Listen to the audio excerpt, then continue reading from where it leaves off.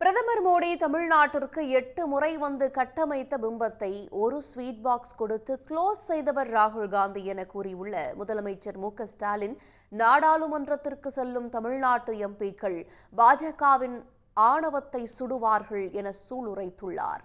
கோவையில் நடைபெற்ற முப்பெரும் விழாவில் பேசிய மு.க.ஸ்டாலின், கடந்த 5 தேர்தல்களில் வெற்றி பெற்றதற்கு காரணம் கொள்கை உறவோடு தொடரும் திமுக கூட்டணியின் ஒற்றுமையே என்றார்.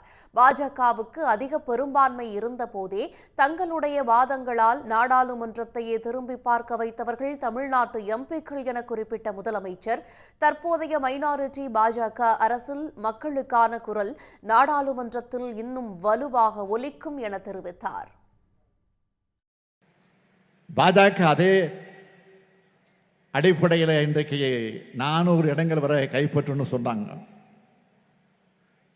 ஆனால் அதை உடைச்சு பாஜகவால் தனித்து அரசமைக்க முடியாத நிலைமையை நாம் உருவாக்கி இருக்கிறோம். இந்திய அரசியலமைப்பு சட்டத்தை மாற்ற நினைச்சவங்களை புரட்சியாளர் அம்பேத்கர் கொடுத்த சட்ட புத்தகத்துக்கு முன்னாடி தலைகுனிஞ்சு வச்சிருக்கணுங்க. இதுதான் தலைவர் கலைஞர் ஸ்டைலில் சொல்லணும்னா இந்தியாவுடைய கூட்டணியோட 41வது வெற்றி. இந்த 40 எம்பிக்களை வழங்கின தமிழ்நாட்டு மக்களுக்கு நான் சொல்ல விரும்புகிறது, இந்திய அரசியலமைப்பு சட்டத்தையே மாற்றிடணும்னு துடிக்கிற பாஜகவை தடுக்கிற காவல் அரணா நம்முடைய 40 எம்பிக்களை இருப்பாங்கன்னு உறுதியா சொல்லிக்கிறேன். தொடர்ந்து பேசிய முதலமைச்சர் மு.க.ஸ்டாலின், விக்கிரவாண்டி இடைத்தேர்தலில் திமுக வேட்பாளர் அன்னியூர் சிவா பெருவாரியான வாக்கு வித்தியாசத்தில் வெற்றி பெறுவார் என நம்பிக்கை தெரிவித்தார்.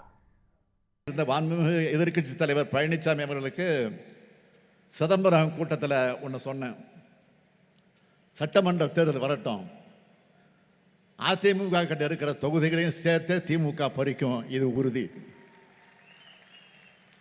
தானவத்தில் சொல்லல, தமிழ்நாட்டு மக்களுக்கு நாங்கள் செய்ய போற நன்மைகள் மேல நம்பிக்கை வச்சு சொல்றேன்னு சிதம்பரத்தில் பேசினேன். பழனிசாமி அவர்களே, இப்போ 39 நாடாளுமன்ற தொகுதிக்கு உட்பட்ட 234 சட்டமன்ற தொகுதிகள் வாரியாகத்தான் வாக்கு எண்ணிக்கை நடத்தப்பட்டுச்சு. அதுபடி பார்த்தா திமுக கூட்டணி 221 இடங்கள்ல முன்னிலை வகிச்சிருக்கு. அடுத்து இன்னும் கொஞ்ச நாளில் விக்கிரவாண்டி இடைத்தேர்தல் வர இருக்கு. அந்த தேர்தலிலும் நம்முடைய கூட்டணி வேட்பாளர் அன்னியூர் சிவா தான் பெருவாரியான வாக்கு வித்தியாசத்தில் வெற்றி பெறப் போகிறார்.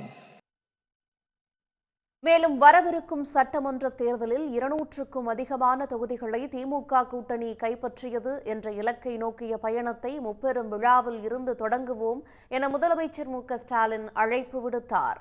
உடனுக்குடன் செய்திகளை தெரிந்து கொள்ள சன் நியூஸ் பெல் ஐகானை கிளிக் பண்ணுங்க.